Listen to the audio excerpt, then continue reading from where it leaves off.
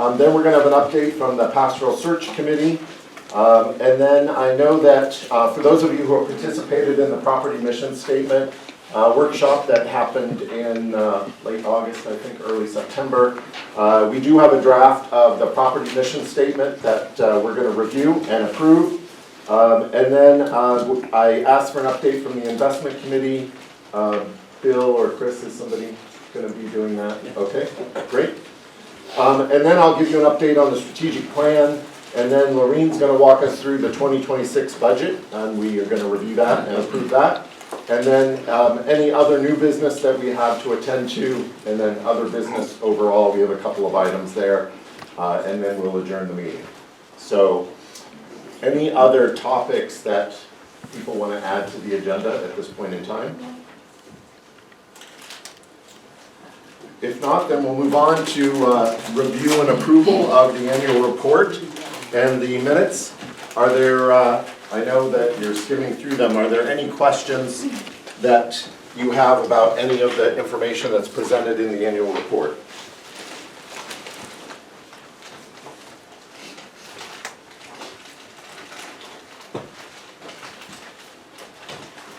David, I would just like to make note that on the search committee annual report, 2 names were omitted. That was Ida and Carolyn, so they are also members. Their just names aren't listed right here. Okay. Thank you.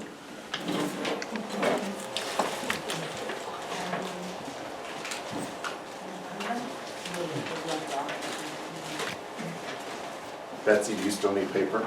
I have paper. And Caroline's taking backup notes so she can supplement with it. Okay, great. Thank you. Thank you. It's a lot of pressure. Any other questions or edits to any of the information that's presented in the board reports or summaries?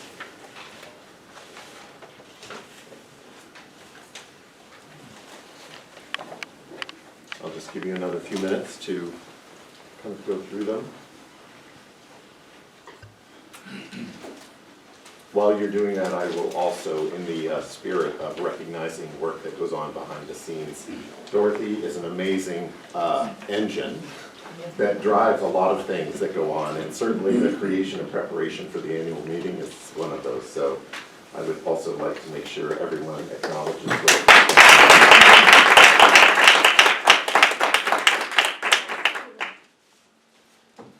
Keep us all honest.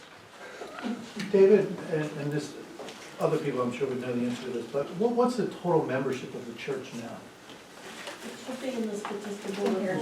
I think it's only additions and losses, and how many people are watching services. Membership as of December 31st, 2025, 102. It's in bold. Oh, yes, it is. Thank you.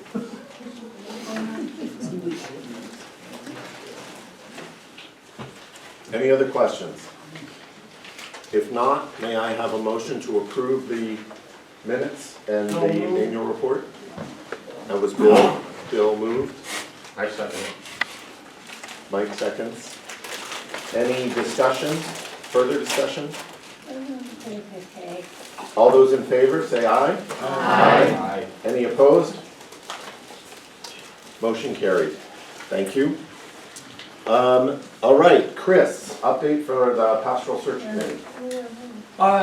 Cindy did a nice job writing up the summary in the annual report itself.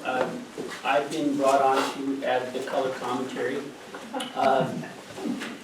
As serious as the business of conducting a search for our next pastor is, our experience has been not unlike a romantic comedy in many ways. We've had candidates who were strong candidates and interested in receiving a call, have health issues and be hospitalized for weeks and be subsequently unable to take on new roles. We've had candidates who were strong second choices who made new plans after we told them we were our second choice and are now unavailable.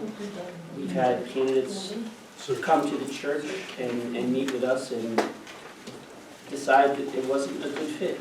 And so we did everything we said we would do. I was just reflecting on what we said this time last year. We expected to have candidates to talk to in the May, July timeframe.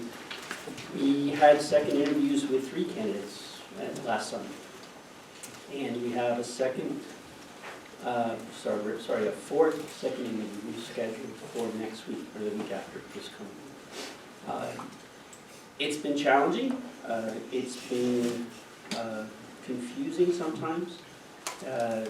We redesigned and edited our profile and resubmitted it to ECC recently because we thought that enough time had passed and some new facts about our journey through Partners Who Save Places had made our story different, and we wanted to be able to communicate that to potential candidates.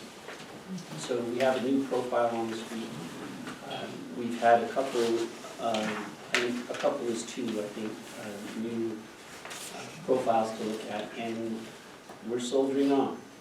I wish we could tell you that this has been easy. It hasn't been easy.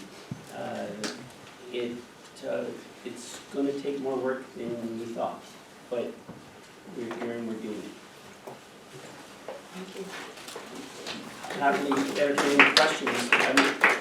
I'm trying to do this in an annual meeting construct, which is we're all here and Catholic till it's over, so I'm happy to take questions. I can take them offline, I can do whatever. Lori? Are you still looking for a full-time? We're still looking for a full-time designated term pastor at this point. That's always negotiable, and that's something that the entire congregation gets a vote on, obviously. But our perception at the beginning, and my perception still, is that the job that we want our pastor to do through the transition with partners and through the establishment of new roles and new relationships with the church is a big enough role that it would be hard for a person to do part-time. And keep in mind that this had been for 3 years, but we were sort of making the assumption that we'd have somebody in the role in September 1 or so. So I think kind of what that period of time will change also as we are trying to better understand who the candidates are, what they're looking for, and kind of where we are. So, any other questions for Chris or the search committee? Okay. So next is approval of the property mission statement. So unfortunately, I'm not able to project the property mission statement up on the screen, Oh, shoot. but I do have it on a slide. What I can do is, actually, if you want to. So and correct me if I'm wrong about the process, Emily, but, so what happened is we had the workshop with Partners for Sacred Places, as I mentioned, kind of late summer, early fall, and there was a task for a subset of that group to come up with the draft of the property mission statement. I believe, Emily, that was circulated kind of on through email to everybody, so it should be familiar to you. I'm going to read it right now just to remind you what it said. The property of the Trinitarian Congregational Church in North Andover, Massachusetts reflects the mission of the congregation by providing a safe, welcoming, inclusive space for worship, celebration, and enrichment. We strive to foster a sense of community through support for the arts, cultural events, and educational initiatives. And just as a reminder, this is intended to be a mission statement for use of the property. So this would guide any decisions making that we would be making with regard to who we would collaborate with or kind of form relationships with as we look to expand the use of the property. So this is intended to be kind of our guiding principle for kind of every person who uses our space. Could you read it again? Of course. Hear it again. So, the property of the Trinitarian Congregational Church in North Andover, Massachusetts reflects the mission of the congregation by providing a safe, welcoming, inclusive space for worship, celebration, and enrichment. We strive to foster a sense of community through support for the arts, cultural events, and educational initiatives.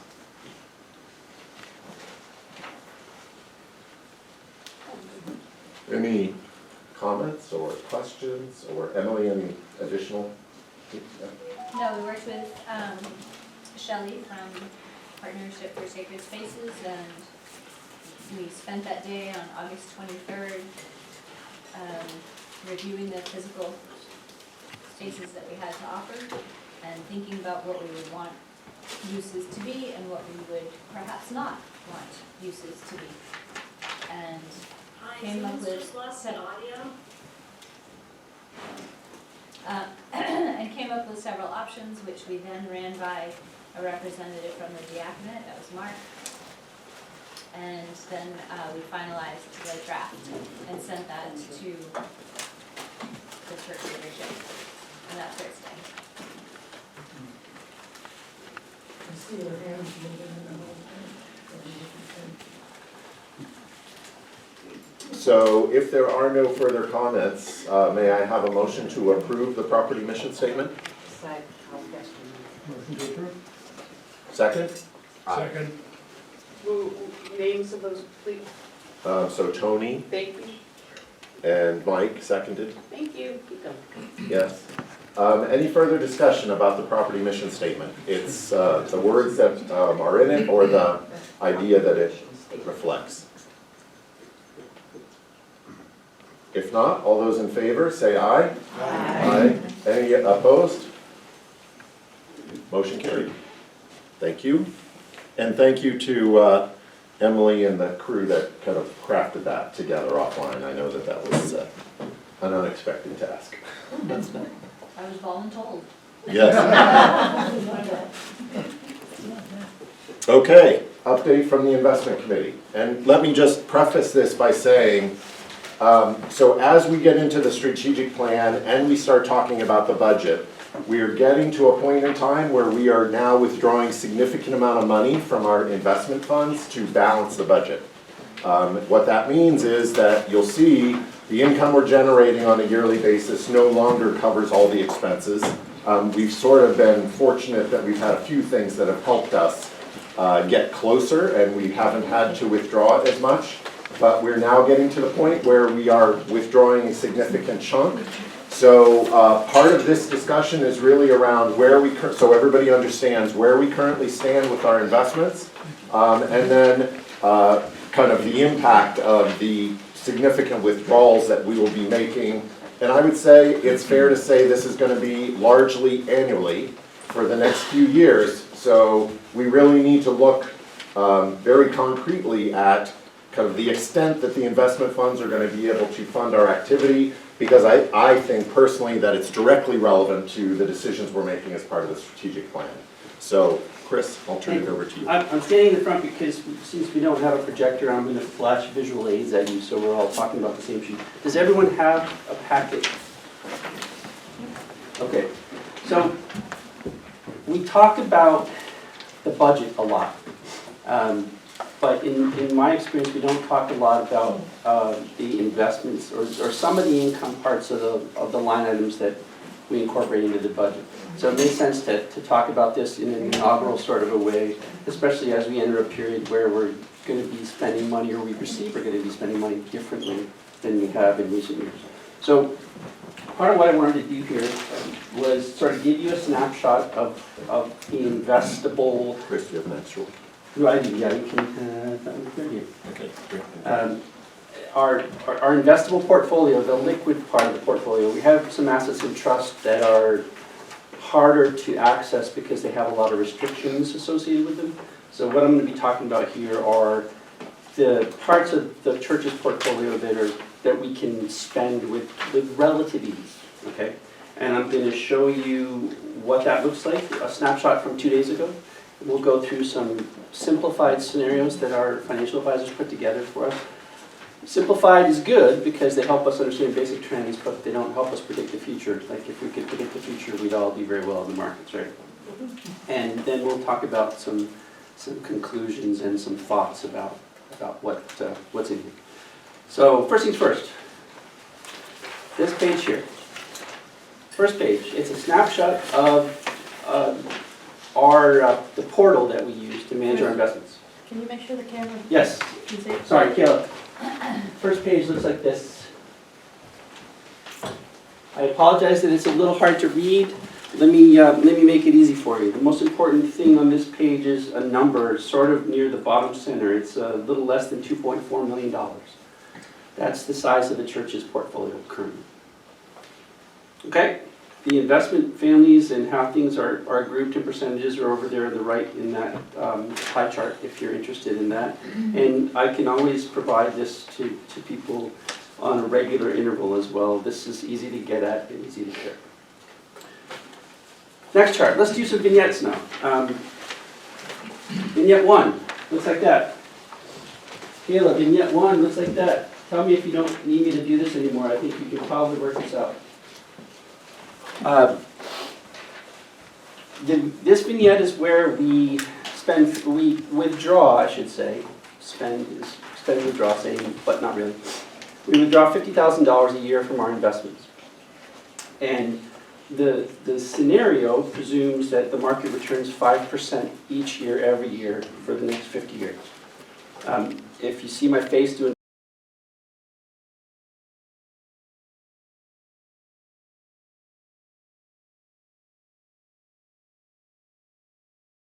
funny things, it's because that's a ridiculous assumption. But these tools have to make simplified assumptions because it's too hard to make assumptions about how the market really behaves. So let me just say that right up front. The bar chart over here is looking at a 50-year projection. So it's pretty clear that if you take $50,000 a year, our assets continue to grow without bound. And in 50 years, we have roughly $16 million, having spent a large sum of money in the intervening 50 years. This presumes that we withdraw money in one installment at the beginning of the year, which is not how we do it. So this isn't an accurate representation, but it's still pretty good for the purposes of this discussion. And it's illustrative. 5% return every year is very optimistic. I will foot stomp how optimistic that is. And it's statistically really unlikely. So, Chris, can I ask a question? Yeah, of course you I may. might have missed this, but how much are we withdrawing annually now? Like, how much did we withdraw last year? we withdrew 117. 117 Three. last year. So we think we're gonna just 117,000. withdraw, I mean, one vignette is we're gonna withdraw less than what we're withdrawing now because of people renting from us? I'm going to show you Just for four. I'm going to comparison. show you 4 vignettes. 2 of them are less than what we took out last year, and less than what we think we're going to need to take out for the next little while, and 2 of them are more. Okay. And then I'll show you where I think the sweet spot is. Vignette 2 looks like that. We withdraw $100,000 a year, and we presume again that the market is generous and gives us 5% return each year and every year for the next 50 years. Again, statistically exceedingly unlikely. But again, our investments continue to grow. We're able to withdraw $100,000 a year comfortably for the rest of the time with these assumptions, and certainly for the next 50 years. And that's our planning horizon for the purposes of our investments. Okay, now the vignettes get somewhat less rosy. Vignette 3 looks like this. At $150,000 a year with the same flat return, we exhaust our existing portfolio in 29 years' time. So in 29 years, TCC is out of money for the purposes of having exhausted these investments. Does that make sense? The chart tells the story. Again, this presumes the 5% per year. I won't belabor that. The assumptions for the vignettes are all the same. So let's go to the final vignette. Vignette 4. $200,000 per year for the foreseeable future. This is every year. I don't think we'd be doing this. I don't think there's a need to do this. I don't think any of us agree that there's a need to do this in perpetuity. But this is what happens if we do. If we withdraw $20,000 a year and we make a 5% return, while we're doing that in 17 years, our portfolio is 0. Any questions about that? Or about any of the vignettes? They're useful because they help us see general trends, but they're simplified, and they always will be only helpful for the purposes of thinking about what ifs. And why is that? Next chart. Looks like this. This is how markets actually behave. They don't go up 5% per year every year. They go up, they go down. on balance, since the Dow Jones was founded, they go up 5 years for every 2 years they go down. But they don't go down never. They go down, and the red is there. So this is just a caveat emptor slide for all of us to be reminded that 5% per year return, if we could get that, we all should do it right now, because it's fabulous. Conclusions, next to last slide. I'm going quickly, and we can talk about this as much or as little as you want. So in the interest of time, I want to get through this. Here's what I conclude. If the market behaves like it has for the past almost 150 years, we can withdraw somewhere between $100,000 and $125,000 a year indefinitely and not significantly impact this portfolio. There's a lot of ifs there, and when I say it's likely is not the same as certain. So just, again, let the buyer beware, caveat emptor. It's behaved sort of like it has for a long time. We have a lot of statistics on the market. We have every reason to believe that our market will continue to behave as it has since its inception. But that needn't happen. We're in great financial condition. We're in excellent financial condition. We're lucky to have the resources that we do.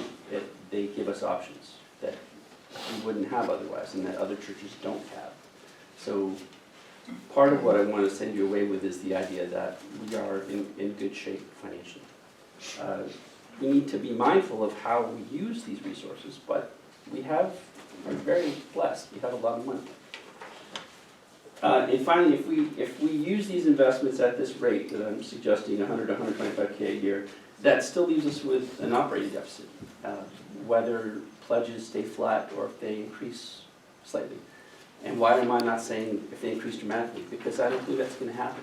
I don't believe we should plan on that happening and stake our financial future as a church on membership tripling somehow, because we've seen the trend for the last little while. And if we're going to meet our operating expenses, the rest of the money has to come from somewhere. And so that leads into my final slide, I think, which looks like this, if I can get that. Important considerations. We don't know what the future will bring. We should plan to leave something behind for the future church. We're all temporary here. This place, For yourself. ideally. I'm speaking for everybody. We should be planning to leave something for the church of the future and to pay for the church of the future when we're gone. And so we need to factor that into any discussion about how we consume these resources and at what rate. And again, so if we're going to do that, if you believe we should do that, I think you should do that, but we are a we, not a me. To achieve that objective, we need to remain conservative about our investments in figuring out how we're going to fund a perennial budget shortfalls. And that's why we are entertaining new and different types of relationships with other people as part of a broader strategy to find new sources of revenue to make us whole as a church. Financially, to make us whole as a church. Any questions about any of this? Comments, Glenn? Just a quickie, if you can give me the right Reader's Digest version, I assume that, I just did the math, and we've had a really nice market year in '25. Our growth this year in our investments is 2.7%. For 2025, I think what you'll find is that year-to-date, since I did those last Thursday, is the month of January. Oh, okay, well, that makes a difference. Yeah, year-to-date rolls when the calendar rolls. So that's the return so far in the 28 days, 27 market days prior to. I assume that was 12 months, That's a good question, thank you. January 29th. Yeah, okay. Tony? So, Chris, you run the numbers with a 5% assumption of an increase, but over the last, say, 5 or 6 years, hasn't the investments we've done surpassed what the general market has done? I'm reluctant to ever say that because the tools that financial houses and brokerages and financial advisors use, they're considered successful when they track the market. If they exceed the market, they're heroes. We have stayed with the market, and the market has been very good for the past several years. So our investments have, what I should have done, what I can do, this was a specialty interaction, but what I can do is show you how our investments are performing year to year. We've done very well in the last few years, as has anyone who was in the market, because the market has been quite good. Yeah, so I mean, I think your conclusion here, you know, that we're in excellent condition financially and fortunate, I think it may be even, we may be in a better position than even sort of the way you okay. described it. I So tend that's to be, just what I tend to be trying pretty sanguine about these things, so it That's could be right. assuming the market stays. Well, yeah, I mean, you know, But if if we're saying the if our management people- investments has done Yeah, very well, right. they've done very well. if the folks who are controlling our stuff are doing even a little bit better than what the market's been doing, at 5%, you know, if we're doing 6, 7, 8%, then the numbers look even better for us going forward. And on that topic, just to be clear, the investment committee takes a moderate at best risk position when it comes to the investments of the church. We're not wildcatting here. We are treating this money as money that needs to be around for a very, very, very long time. So when we fill out risk tolerance profiles and when we communicate with our advisors, we want to grow the value of our assets, but we don't want to do it aggressively. We don't want to take inordinate risks, and so we're a very kind of ho-hum customer from that perspective, but that's as it should be. Carolyn? I think I've raised it before, but I don't remember the answer. What would it take to get some of those funds unrestricted? Can we do that? The trusts? No, It- the answer is no. Yeah, it's basically impossible. Not even after like 100 years or something? That's about how long they've been there, and probably not. Yeah, if you ever want to tie someone's hands when you leave them money, put it in a trust. Yeah, right. They were. With conditions. Yeah, they were very specific requests, and we have spent some time in legal effort trying to figure out if there's any latitude at all. Because we don't want to just say, no, forget it, we're obliged to honor the terms in which the money was given to us. But if we can squint and sort of see that maybe these things are similar, there's no squinting with trusts. They either are or they are not, so. But this is the unrestricted stuff. Yeah, this is all Unrestricted understood. is totally separate, and unfortunately, when I did the stuff for this, I did not have the year-end statement, so that just came in this week, and I haven't even had a chance to go through it seriously. So even if that money is earning interest, the restricted money, Mhm. we can't use that interest for something else? I believe we We can get use it distributions. unless it ties back to the original bequest and what the trust says the money's for.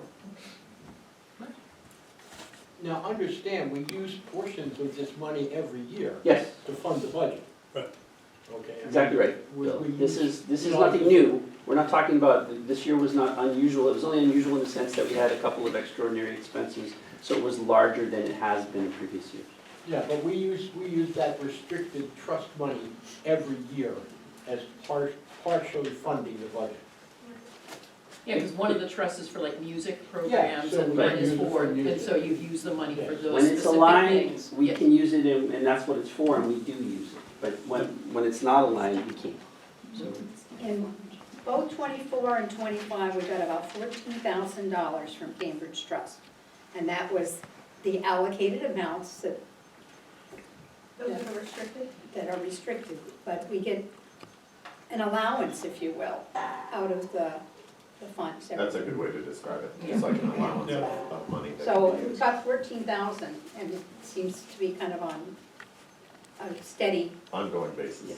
ongoing basis, so that's. So we have to use that for the purposes, like we can't use it, a music amount for a furnace. No. No. We're not supposed to. Any other questions about this or any other aspect of the portfolio? Chris, can you send me those slides and I'll actually, since we didn't have the projector working, I'll package them into all the other slides and we'll make them available to everybody. Thank you, Chris. So with that in mind and linking to the strategic plan, I don't think I need to remind you of kind of what we've talked lots, since we've started the strategic planning process, we've talked a lot about trends, what's going on, decline in membership, how many people kind of, especially in 8 different age brackets, kind of claim a religious affiliation. And that kind of feeds into our ongoing challenge with trying to bring in new members, which is sort of what's been prompting a lot of this kind of reaching out into the organization, looking for other stakeholders, collaborators with shared interests that might be willing to work with us on a variety of initiatives. A couple of things I'm going to walk around with this so you can actually see this again, but I just want to remind you, this is actually a graph that's provided by the UCC about the life cycle of a church. And it talks about kind of how when a church first launches, there's a lot of enthusiasm and energy around an initiative, but there is a life cycle. And it goes all the way down to maintenance, preservation, and then eventually a completion of ministry. And I just want to highlight, we are basically here. And so without some kind of change, we have to reinitiate the cycle so that we can come back over on this side and start the whole process over. Otherwise, we are going to a kind of end of ministry phase for the church. And you're starting to see that increasingly around us. The UCC Church in Beverly is actually going through their legacy process. They hired a minister to guide them through this, and this is essentially deciding how do we disperse our assets and have the impact that we want to have as a congregation. I believe we have a different mission in front of us, and that's part of this whole strategic planning process. And so I want to actually go to this next slide, because this also expands a little bit about what the life cycle of the church looks like and kind of the things that you're kind of starting to build on. And I think you can start to see how, as families have grown up here, children have, kind of grown up, left their families, moved on, aren't coming back. These are all kind of characteristics that I think we could use to describe the phase that we're in.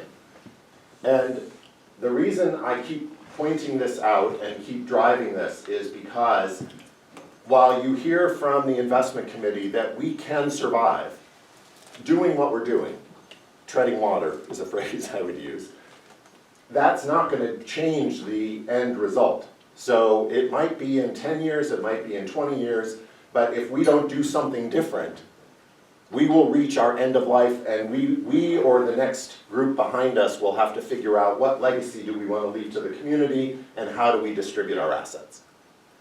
I believe there's a different future here, and I think what we're seeing through the work that we're doing with Partners for Sacred Places, there's some real interesting opportunities, and I'm just asking you all to be very open-minded and thoughtful about, as these opportunities come up, making decisions that are in the best interest of the future church, if you will. So, yes?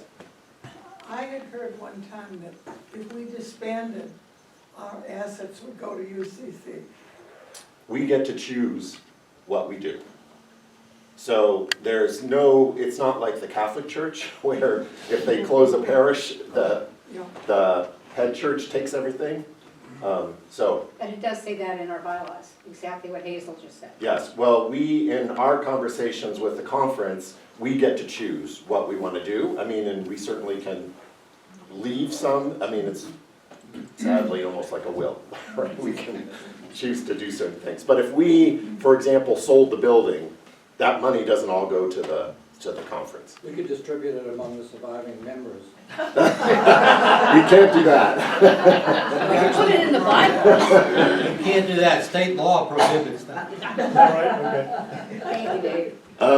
So the intent is not, look, I'm not trying to use scare tactics. I just want everybody to understand kind of the reality of where we are and why I think kind of completion and execution on some of the deliverables that come out of the strategic plan is so important.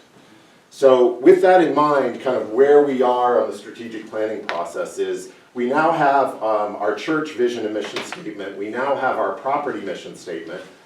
We had a lot of for those of you who attended the asset mapping event last spring, we had a lot of exciting ideas. We sort of have this prioritized list. We now have some active discussions with key stakeholders. One of the stakeholders is the YMCA, who they're coming here for a tour in another week. We're continuing to have active discussions with the choral group, who kind of want some changes to the building in order to kind of move forward, mostly around handicap accessibility, which we know is a big issue. And we're continuing to have discussions with the other churches in the area, and also the Jewish temple, who is still looking for a home. So there's kind of active conversations going on. The next step with partners is to have what they call a design charrette. And the intent is to actually look at things like handicap. What are the things that are limiting our ability to move forward with some of these relationships? And I would list handicap accessibility as probably the biggest one. But what the purpose of this is to kind of prioritize, the design charrette is prioritize kind of what our architectural issues are. And the trustees have been really great about kind of generating sort of a list. The idea is we collectively kind of look at this, and then we have conversations with interested stakeholders to see what they actually, what they would support. And then what my plan is to put that all together into a CPA grant application that we would get in front of the town. I've been continuing my conversations with the Director of Community Services in North Andover, and they actually are pretty enthusiastic about what we're doing. So they have expressed a willingness to work with us, and I think that becomes even more compelling if you're able to bring other community stakeholders like the North Andover YMCA, or another leader from a church organization, or a leader from a choral group. All those things start to really raise the interest and support level for what we're doing. Yes, Lorraine? Are CPA funds available to churches? They are. We have to do it separately. We sort of have to, there's a channel to follow. When we were doing the ceiling, Jay seemed to say that they were not. Yeah, no, we need to have the sort of independent organization and all of that, but yes. North Parish used CPA funds. Yeah. And CPA is what? Through a separate Community Preservation organization, Act. yeah. Do we have a time frame for getting this grant to the town or application to the town? So what I'm trying, I wanted to have this conversation. I want to get partners in here. The intent would be to do the design charrette sometime in March, early April. And then what they come out with is they actually, as part of that process, there's architects that are specialized in preservation of historical buildings, preservation of religious buildings, and also kind of creative about the concept of what are some of the things that we're trying to accomplish.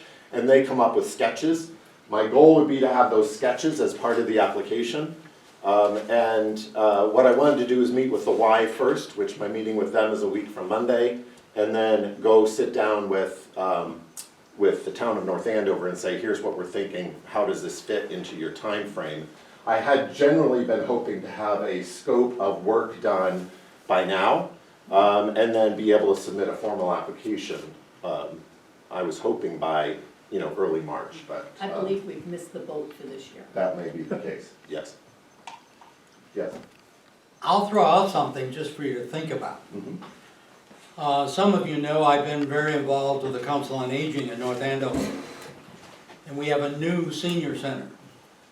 What you may not be aware of, unless you're a participant, is we're running out of space and opportunity for North Andover residents. They may very well be looking for a satellite in the next 12 months for activities. Now, accessibility is a major issue. Yes. But, she knows the activities.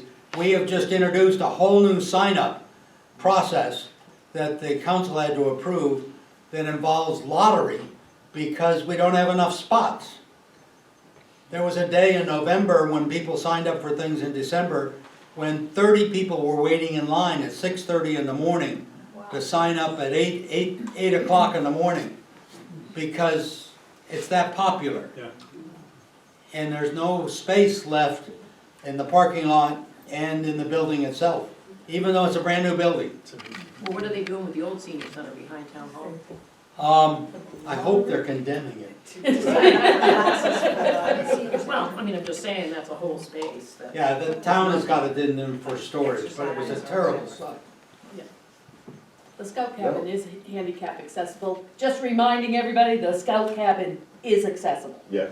And one of the things the senior citizen needs is space for classes, primarily dance and exercise classes. Yep. So the scout cabin would be perfect. Yoga, Yoga, yeah. Perfect. Yoga is the class to get into. chair yoga, very popular. No, that's a good idea. Thank you for bringing it up. Carolyn? This might go into the budget, but I sort of recall from before that if they do this design for us, it's gonna cost us. Well, it's concluded in what the original proposal was, which was $20,000. What we agreed with them is we'd approve it phase by phase. Okay. So the first phase was, I think, $7,500 for the community asset mapping event. Then I think it might have been $5,000 or $6,000 for the property mission statement. So it's roughly $7,500, I think, for the design charrette. Have we paid that 5,000? I believe we paid it last year, yes. I'm new to this. No, I know. Yeah, I think we paid it midsummer, like early summer. They'll tell you. I think they would have brought it up. I think they would, yeah, I think they were just talking about. 5 months later, so. Yeah.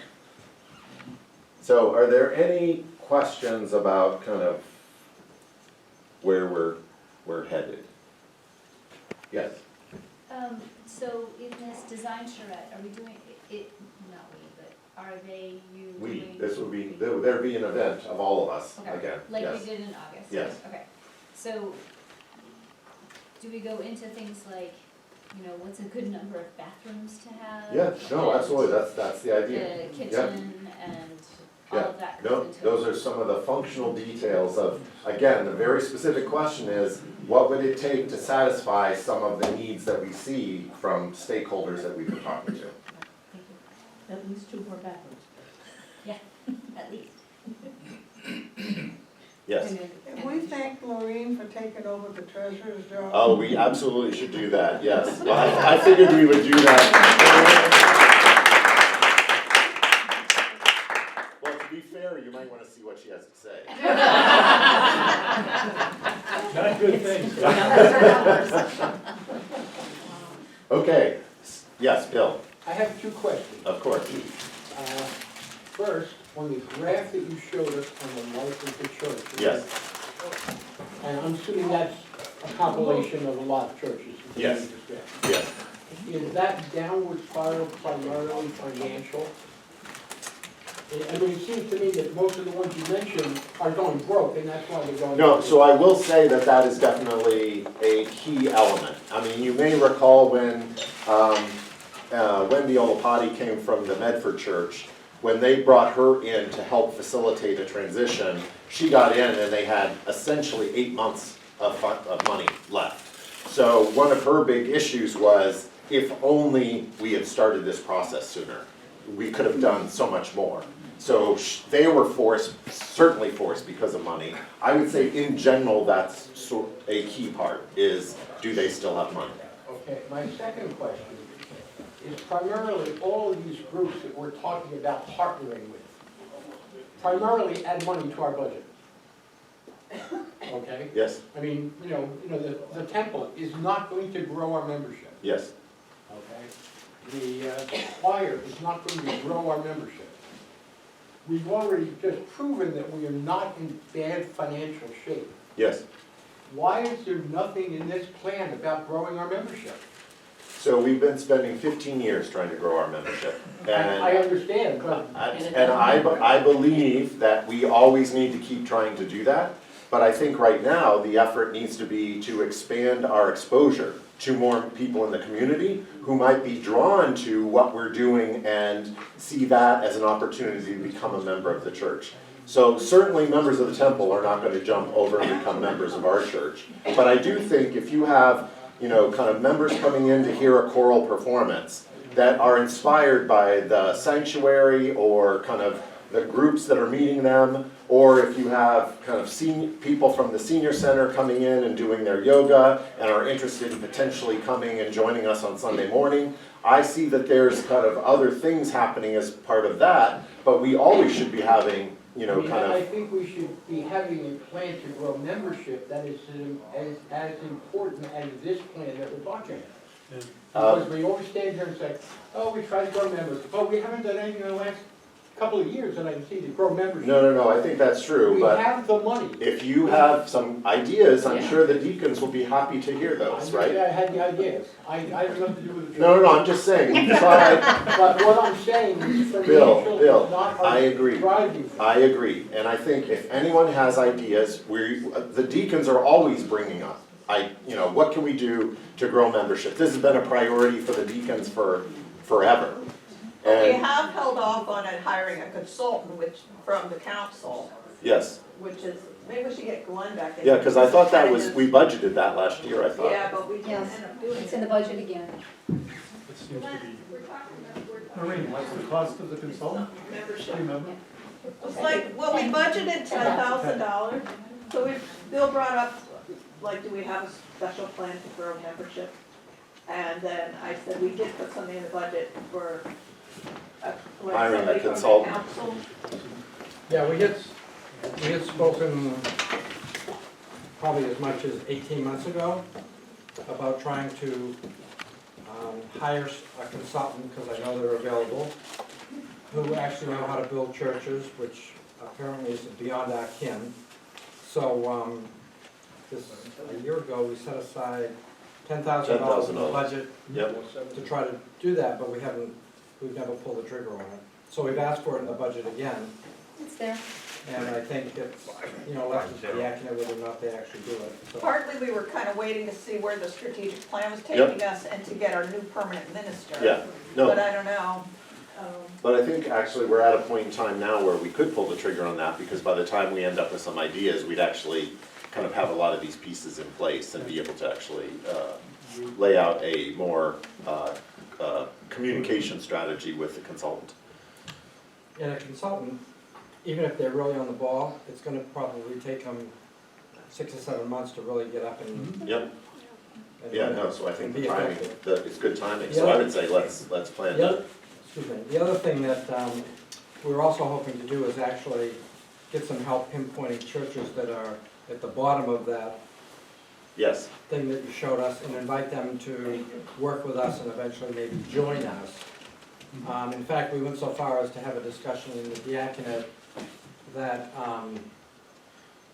a church could join us and we could actually become part of that church but worship in our space, yes, as opposed to rent our space to another church. We Yes. could blend in together. I'm sure it's all the same God, and I think if we worked at it, we could find another church with a leadership group that would blend nicely with us.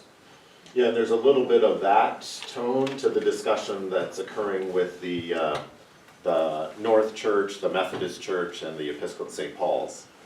Because they're actually further down the curve than we are. So there's been some internal discussion about, initiating kind of a collective conversation with the churches here in North Andover to And I'm try. having I'm trying to have a conversation with the church in Georgetown, but you can just tell that they feel a little, I don't know what the word would be, reluctant to talk about it. And I've talked about initially starting out sharing in things like music events or fundraisers or things like that, and they say, gee, that sounds like a really great idea, we should get together and talk about it. So a week later, I'll ask them, when can we get together? And it's like, well, right now, things are up in the air, could we get back to us next Yes. year, that kind of thing. Yeah, So maybe the deacons should just be involved in those discussions with other churches? oh, no, absolutely. Yeah, we haven't, they were, each of those churches were starting their own discussions last year. So we were gonna start trying to recreate a group discussion kind of this spring, so. And I have a question for Pastor Dave, just related to this. I mean, I know there are some congregational churches that are combined with other denominations at times, or are there models for that? Is that something Yes. that? I attended a church in Virginia that had 5 denominations. It would be 4 now because the Presbyterians, North and South, finally got back together again. But it was Presbyterian, Methodist, UCC, and Disciples of Christ. And we all worshiped together. I actually know that the Haverhill Presbyterian Church might be interested in some conversation. Good to know. I can sympathize with them though. When I think about us hitting the bottom, Yes. for lack of a better term, to me it feels like a death.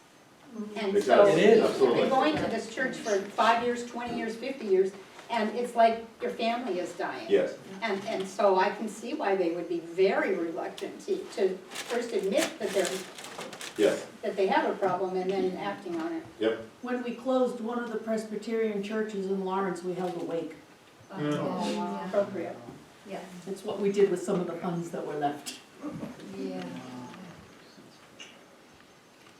Okay, if there aren't, try to keep things moving along. If there are no other questions, so this is an active process. I know last summer, late last summer, early fall, I had a lot of kind of casual conversations with people that were concerned that things were moving faster. That we're trying to be very deliberate about this process. So don't ever feel like things are like runaway train, right? I mean, this is a process that we're going through and trying to be very thoughtful about it. We're also trying to kind of make sure everybody's included as these events occur so that we can kind of be all aligned in the decision-making as we go forward. So stay tuned for more things happening in the spring. Just a reminder for everybody. David's talking about having a tour. Somebody else asked me a question today. Please check with me who's using the building when. I don't want you all tripping over each other. And you wanna know who's in the building. And we do have a lot of people coming in and out, so just saying. Okay, moving on to the budget, Lori. Okay. While we're on what we're on, I was just gonna ask you, are we gonna vote on the leadership slate? We will, that's coming up, yep. Because that kind of feeds into everything too. Okay. Primarily, what I had to say is on page 22. It says budget notes. Pledging is lower this year. Over the last 15 years, I actually have a chart Betsy Mantega started as collector. Our pledging used to be around $100,000 a year. This year, we're projecting like $40,000 in actual collections. That's a big change. Of course, there were a lot more people then, and I don't have the... Speak up, please. I'm talking to Glenn. I don't have the numbers that go with every year to know how many people were actually pledging or anything, because she did not record that. But it's been a constant trend, the pledges get less and less and less. And I don't wanna, it's, down there is number 6. I'd like everybody in this room to think hard about what you're giving, and if you couldn't just bump it up a little bit, it would bring in a lot more money. Because as we get into the budget, you'll see that $100,000 a year, $150,000 a year, it's not gonna happen for 2026 if we wanna keep things moving along. We'll get there in a minute. Under the diaconate budget, just FYI, there's 2 different line items. One's $40,000 for a pastor, the other's $40,000 for what I call the substitute pastor. Sorry, Dave. So that's why there's 2 separate amounts, so we'll have plenty to cover pastoral coverage for the year. We've just discussed the strategic, the $10,000 that's in the diaconate budget. I had to ask them what it was because it just says strategic. And so, okay, what's this, guys? And that is to hire a consultant or to fund doing some work, checking on other things that are available to us, still trying to grow our congregation. And we're kind of the girl who cuts my hair grew up in this church and said, "You guys are in a funny place because you're all old." And I went, "Thanks." But we are an aging congregation. Sorry, Betsy. I feel bad for Kayla. She has to carry this with 3 kids, she's gonna have to do more.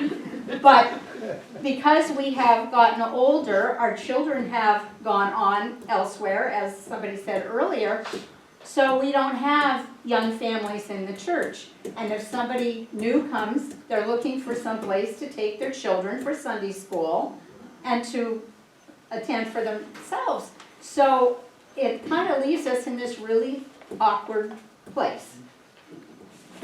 And as my daughter said, when we were doing the open and affirming, she said, "Mom, everybody's gotten old and there's no kids anymore, so how is a young family going to come if there's no kids?" Because that's one of the reasons I came to church, was because I wanted my kids to go to Sunday school. So, I could get my spirituality hiking in the woods, but a 3-year-old or a 5-year-old or a 10-year-old doesn't. So that's a really tough place for us to be. FYI, the trustees voted to give office staff a 5% raise. It's not much, guys, but we do appreciate you a lot. So even doing what we do, taking money from our investments, we're still showing a deficit. The budget is unbalanced, as you'll see in a minute. The amount that I budgeted for 2026 to withdraw is what we had budgeted for 2025, but we didn't use it all in 2025, because 2024 we actually had a surplus, and that's what we were using, and we didn't have to take so much from investments. And then as we were talking to before, Caroline mentioned the accounts from Cambridge Trust. They are essentially untouchable, but we do get our allowance every year, so we do get some income. One of them, it was just a few dollars, like $16 or something, but the other one was like 12,000. So it comes to about 14,000 pretty consistently. So there were 3 different funds. There's a Trinitarian fund, a Stone fund, and a Davis fund. And they allot certain amount. I know one of the funds gave, when my kids were in youth group, there was a certain amount every quarter, I believe it was, that came in from the Davis and the Stone fund just for youth. So we kind of loosed up on that one, I guess. Okay, so the budget starts on page 23. The 2026 proposed budget is on the far right side compared to the 25 actual and the 25 budgeted. Tried to put it all on one page to make it easy to understand. So we're assuming we're going to have about 42,000 in pledges this year. And we took a few different things, I took a few different things into consideration there. It was actually 54 for 2025, but we've lost some people. Yeah. And so when you lose people, rest their souls, then you're not going to get as much in pledges because we just don't have as many people to cover it. The total income from investments is assuming about 14,000 from Stone and then the rest from, it says Edward Jones here. We no longer have Edward Jones, if you read the trustees report. We're now dealing with Open Road. But that was an estimate that we came up with to cover most of the deficit. And then everything else is pretty self-explanatory. We used 25 actual plus any other information we had.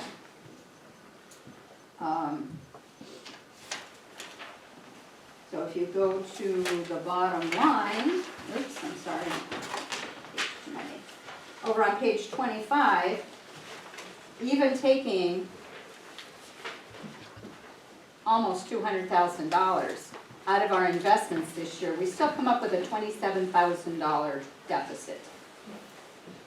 And the $10,000 or $7,500 that David spoke of is not in here. So we're looking at a deficit probably around 30,000.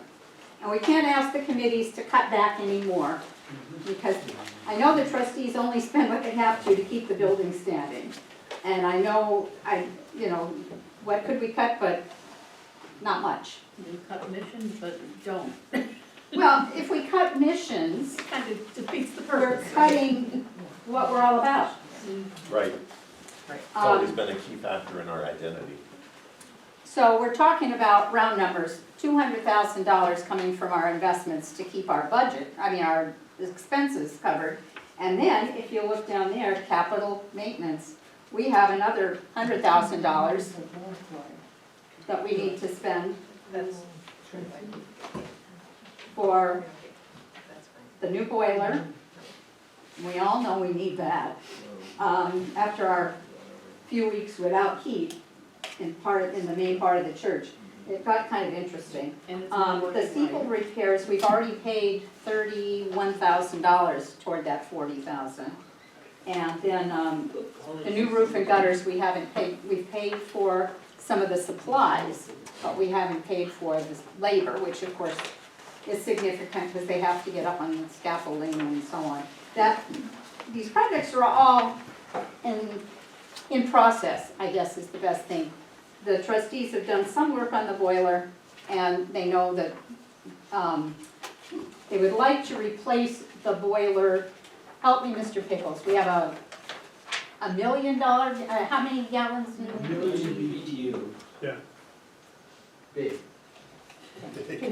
Big, oversized, and we want to get a smaller one, be more efficient, Well, and it's not actually oversized as long as we're heating the entire building. The problem is on a Tuesday, when the building will all shut down, this part of it pretty much. If Dorothy decides she needs heat, we have to fire up a 1 million BTU boiler to heat her office. okay. So you need zones. Or we have to. We have heat No. zones. But still, it all comes off one boiler. Yeah, sort of. So to heat the smallest zone, we still have to fire the Fire up the whole 1 million thing. BTU boiler. If you're curious about roof repair, you can look at the stairwell going up to the attic on the right-hand side as you stand at the pulpit. There's a leak. And they're looking for it. But as my dear husband says, when you have a slate roof, it's always leaking somewhere. Pretty much. So, that's what I have for you. Any questions? We're not going broke, but we're spending it kind of fast. I have a question that sort of jumps off of this, but maybe it's a better question for Dave. If I understand, Pastor Dave's here through Easter, right? Yes. Okay, and if we don't have somebody permanent in place by then, which sounds like you probably won't, what is the plan and how does that affect the budget? Is there an option that we can I extend? think we Pastor covered Dave? it in the budget, no matter how Okay. it works that- out. Okay. For better or for worse, we now have a full year of kind of bridge and kind of pulpit supply pastors. So Okay. we sort of know what the money requirements are for that. So that's sort of what we use to build that into the budget here. Okay. But also, to be very specific about that point, I appreciate how patient everybody's been with hearing different voices coming from the pulpit, especially early in this process when we thought we would have somebody faster. So I appreciate kind of Pastor Karen was able to fill in for a big chunk of time. Dave's been able to fill in now for a big chunk of time. So we are really trying to, as best as possible, predict what the time frame is and try to get somebody that can cover that period rather than having kind of pulpit supply, which literally is looking for a different pastor for every Sunday. So. Anybody else? I got a question. Sure. What, we pay for a music director, why don't we pay for a bell choir director? I think she does just as much. Because She refused. I refused. She's volunteering. Okay, I don't know, That's I'm her just saying choice. I didn't see it. Good question, but I think I'm gonna take her out back and twist her arm so she can get paid. well, if you can accomplish that, hooray, but no, Bev is a I volunteer by always her respect choice. my elders. If she says no, that means no. That's right. Well, thank you, Bev. Yes. Yes. Thank you, Beth. Yay, Beth. She does a lot. She's not only bell choir director, she's substitute organist and quilter par excellence and a few other things. All around great person. Representatives. Anybody else? Okay. Thank you, Lorraine. So if there are no more questions, do I have a motion to approve the budget as Laureen has recommended it? I make a motion. Seconded? Second. Any other discussion? If not, all those in favor of approving the budget, say aye. Aye. Any opposed? Okay, motion carried, budget approved. Thank you, Lorraine. And also, thank you for stepping in as treasurer. We really appreciate it. Caroline, you had a comment about leadership, and this is generally for the deacons. Caroline's going to talk about it, but it is an issue for all of the church leadership. But So, we're going into 2026 with 4 deacons, and we really need more. So, we're looking for ideas on what to do, like, would it be best to just reach out to people and say, can you help come for a Sunday and serve communion, especially past deacons, we could reach out to. But on a regular basis, we do need a person to, be at the service. They don't necessarily have to be the lector. So one idea is we just reach out and create some kind of schedule for other people that are not officially deacons to sign up. sign up. Another idea is we try and combine with another committee, which I think, Pastor Dave, you had mentioned that sometimes committees combine together. I just want to get Bill to listen up for a second. Bill, could you hold the meeting after we held ours? Yeah. We're talking about recruiting. Well, You're gonna have trustees serving communion. Pastor Dave had mentioned in other churches, sometimes deacons and trustees combine. However, many of the trustees don't come every week, and for deacons, pretty much need to be there the week that, we need you. It would be good if you're there every week, but if you're not there every week, definitely the week that we need you. So there's people on trustees that I never see at church, for the most part, so. I don't know the best way to do it. I don't know if we should start combining committees, or I just want to throw this open for a little bit of open discussion, like, how should we, in particular deacons are running into this, but I think other committees may run into this too. Like missions, basically, is there a missions committee? Is it 3 people? 4. Four. It is. 3 Okay. plus you. So is there? We don't have a chair. Yeah. And I will say, this is so we've talked about this years before too, but this is sort of an ongoing issue. I know that it hasn't been too much of an issue on the trustees because a lot of the members of the trustees have been willing to continue to serve. Yeah. But certainly kind of music, missions, small scholarship, the pastor parish committee, the deacons committee, they're all running shorter than the bylaws would stipulate. And a lot of these, you're only gonna spend 2 hours a month. I mean, come on. You can commit 2 hours a month to either showing up to a service or coming to a meeting. Because if you're not gonna do that, then we're not gonna have a church, and we're gonna have lots of money and no people. And that's the bottom line. One of the reasons we don't have a lot of people is people aren't interested in just coming on Sunday. They want a church that has other activities. Somebody said, oh, the website, we need to do things with the website. Fine, give me content. Give me something to put on the website. Yeah.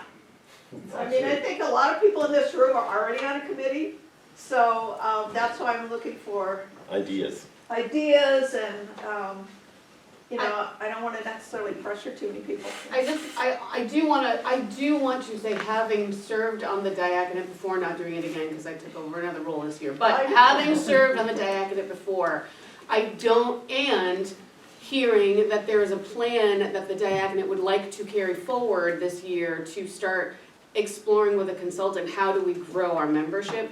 To then also say, let's combine it with another committee, and then you all only have to show up for 2 hours a month, is kind of like, I think that's indicative of why that program hasn't gone off the ground and why we're not growing over the last 15 years. And I think it's sending a conflicting message. Diaconate has a huge project we want to take off, but we only have 4 people. We're willing to even water it down even more.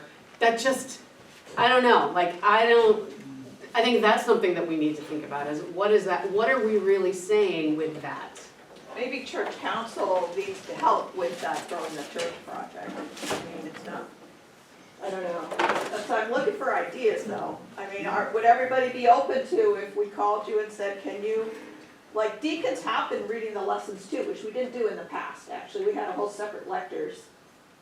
Yeah, lectors used to Slate. be actually people signing up from the entire congregation. Right, to do so we the- can try and go back to that, that's, you know, Well, and Jill has so- taken a lot off of our plate, like, we don't do coffee hour anymore.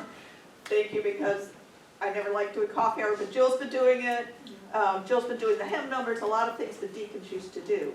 There's But, also been opening the church, I mean, yeah, I opening and used to show closing up the 45 church, minutes early, everything's all done. and I don't know, but would people be comfortable if you get an email saying, can you come to church this week and help serve communion, or can you come to church this week and be a lector, but then somebody needs to coordinate that too. We could have we could do, I mean, what we used to do for the readers is have just the sign-up sheet. Yeah, that didn't work. Oh, it didn't work? No, Oh, I had to okay. go out and hassle You people still have every to harass people, okay. Yeah.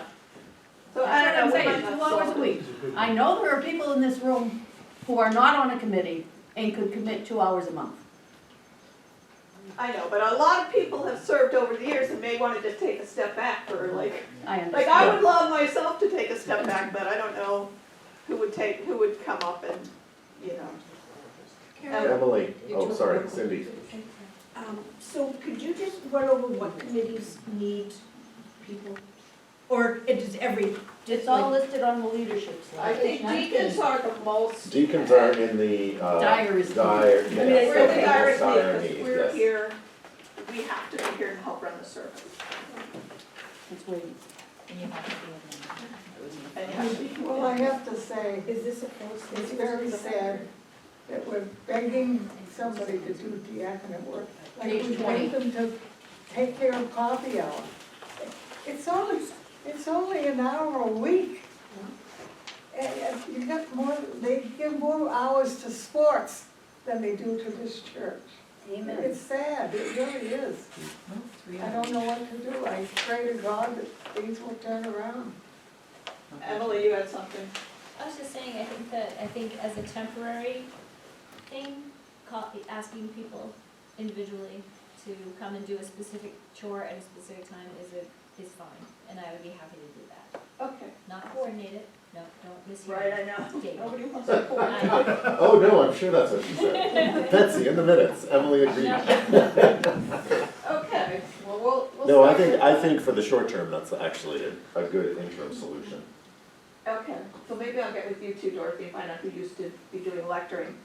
Not to mention Betsy's name, but I know she used to be a lecturer. Yeah. Yeah, I'm happy to lecture. Okay, awesome. That's an easy one. Yeah. Glenn? Deb, you want to lecture? Okay, I great. mean, I'd also consider doing, you know, an occasional diaconate communion or. Helping with communion? Yes. Awesome, awesome. Okay. Glenn, did you have a And I comment feel or like- Well, I question? had just, before the meeting, while I've stepped back from being a deacon, I told Caroline that, you know, I'm always in church, I would say 90% of the Sundays, so if I'm here and you need a reader, if you need somebody to, whatever, I'm happy to have you call on me, because it's not odious work, so. Does that, And I'm sure there's a number of us, if we just volunteer and say, hey, if we show up for the service and you need a reader, ask 1 or 2 people, I'm sure they'd be happy to do it. so Glenn, when you volunteer, does that come with the jokes or without? Without the joke. Yeah, I've been asked by many to take the year off. Too much bloating. Okay, thank you, everybody. Thank you, Caroline. Caroline, thanks for bringing it up. Yes, absolutely. With that in mind, we do need to officially approve the leadership slate, which is on page 19 of the annual report. On 2 pages. Yes, it starts on 19 and continues on 20.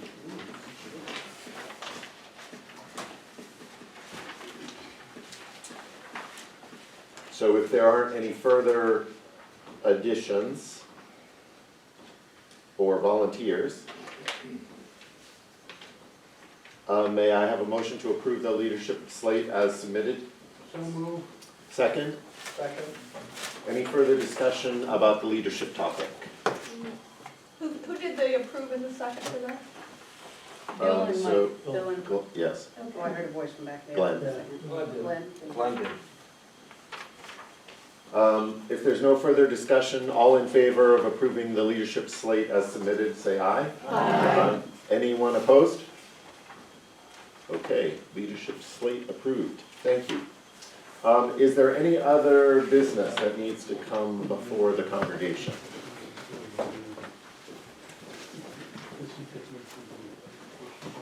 Any other questions or topics or issues, concerns, praise? Support the thrift shop. Yes, support the thrift shop. They have a lot of great stuff. You have to go online and look. It's fabulous.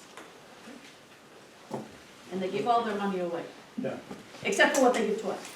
One actually question I will ask, so the strategic planning committee, Lorraine, you're sort of officially a member of that. Unless I'm because- officially the member of everything. Now, fortunately, we only meet a few times a year. But I will for Tony, so it would be for Tony, you and Betsy, we do need to get together once I meet with the YMCA people just to talk about kind of the state of all the discussions and then kind of map out the timeline and the plan going forward, just as a kind of action item. All right, if there are no other questions or comments, motion to adjourn. Motion to adjourn. Second? Could we get some help breaking down the road? Of course. Oh, yeah. Can I have a second? Second. All right, John, so that was Mike and then John.